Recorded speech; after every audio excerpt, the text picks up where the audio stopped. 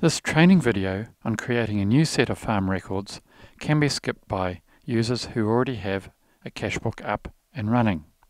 It covers choosing your farm type and setting up sample codes, checking your sample codes, setting up your bank balances, and getting ready to enter transactions.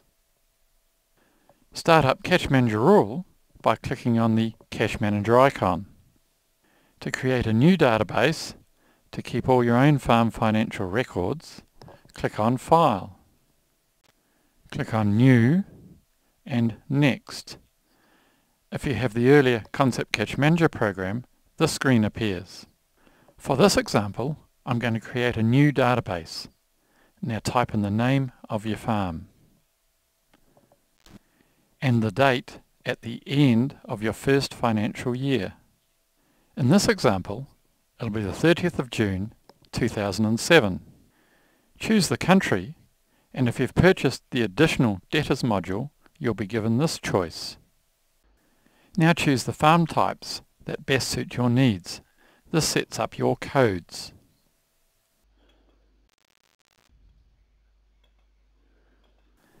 Type in your farm or business name. These address details can be added later, as can this telephone information. The GST number can be added now or later. Most farms work on the GST exclusive mode and are registered for the payments basis. The easiest way to see how all your codes have been set up is to click on the Cash Flow button. Down the left will be a list of all your codes, and because we chose sheep, beef and dairy earlier, suitable codes have been added. Notice that for each category heading there are also extended codes. As transactions are entered into the Cashbook, they will be summarized in this window. To modify these codes, we need to click on Setup and Codes. In this Code Setup window, we are able to edit, delete and add codes.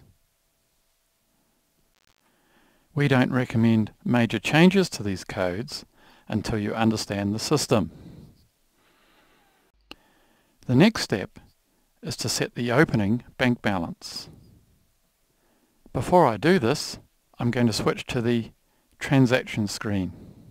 Then I click on the Setup menu and choose Bank Accounts. Select the first bank account and click on Edit. Then I need to enter the name of the first bank account and the opening bank balance. This should be your bank balance at the very beginning of your financial year. If your bank statement does not begin on the first day of the financial year, it is important to rule a line across your bank statement to identify when the year begins.